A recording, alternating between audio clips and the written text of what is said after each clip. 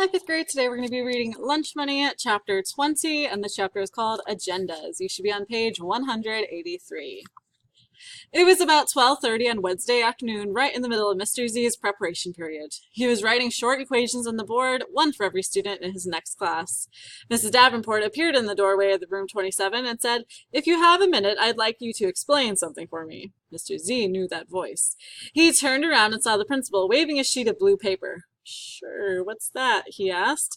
She took a few steps into the room. "It's the agenda for tomorrow night's school committee meeting, and there's an item under new business. Students and faculty advisor to propose new comic book club at Ashworth Intermediate School."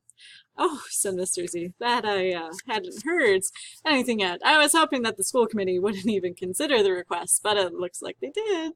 The math teacher felt his hands begin to sweat. Miss Davenport said, "Let me guess, the students are Greg Kenton and Maura Shaw, and the faculty advisor is you, right?"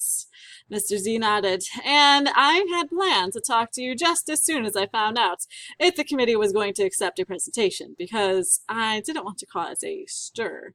Not if it wasn't necessary." Mrs. Davenport smiled at his choice of words. She waved the blue sheet again and said, "And now it's necessary, so talk to me."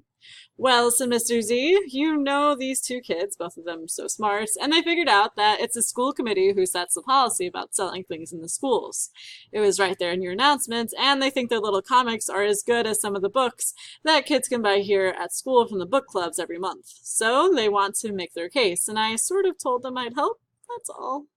Mrs. Davenport was still smiling faintly. "You offered to help, even though you knew my opinion about all this?" Mr. Z said.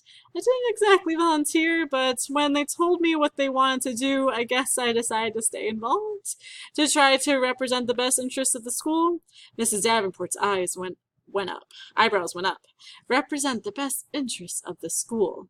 You don't think I was already doing that?" Mr. Z said, "Well, not exactly." The principal's eyebrows went up a notch higher. Mr. Z had been dreading this moment, but he knew what he had to say. He gulped and went on. "I don't think there's anything wrong with comic books, with the good ones, that is. And the ones these kids are making aren't bad, and they're definitely creative. And maybe other kids would get a chance to read them." Mrs. Davenport nodded.